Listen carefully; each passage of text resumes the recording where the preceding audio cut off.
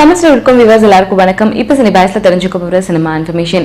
ஏழை திரைப்படம் ரொம்பவே எதிர்பார்த்துட்டு இருந்தாங்க. யுவராஜ் தயாளன் ஆகட்டும், வடிவேல் ஆகட்டும். இதுக்கு முன்னாடி வடிவேலோட திரைப்படங்கள், தென்னாலிராமன் திரைப்படம், அவர் நடிச்ச இம்சை அரசன், 23ஆம் புலிகேசி போன்ற திரைப்படங்கள்லாம் நகைச்சுவை மிகுந்த திரைப்படங்கள் அப்படின்னு சொல்லலாம்.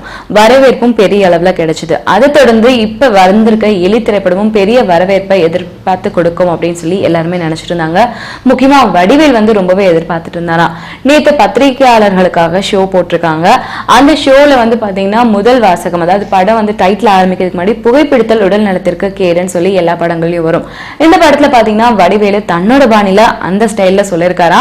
அந்த பேசுறப்ப மட்டுமே சிரிப்பு வந்துதான். அதுக்கப்புறம் படம் ஆரம்பிச்சு படம் முடிகிற வரைக்கும் யாருமே சிரிக்கலையா. அவ்வளவு சீரியஸா பாத்துட்டு இருந்தாங்களாம். படம் முடிஞ்சதுக்கு அப்புறம் வடிவேல் பத்திரிகையாளர்கள்ட்ட படம் எப்படி இருந்துச்சு அப்படின்னு கேட்டதுக்கு ஒரு சில நிமிஷம் யாருமே வாயை திறக்கலையா. படம் நல்லா இருக்குன்னு சொல்லலையா, படம் நல்லா இல்லைன்னு சொல்லலையா.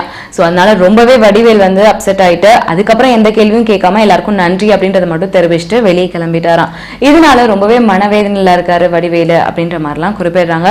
சில தரப்புல பாத்தீங்கன்னா தான் கருப்பு எம்ஜிஆர் அப்படின்றதெல்லாம் நிலவ வச்சுக்காம மக்களை சிரிக்க வைக்கக்கூடிய ஒரு கலைஞன் மட்டும் நினைச்சாருன்னா வடிவேலு அடுத்த லெவலுக்கு போக வாய்ப்பு இருக்கு அப்படின்ற மாதிரியும் பேசுறாங்க. வெயிட் பண்ணி பார்ப்போம்.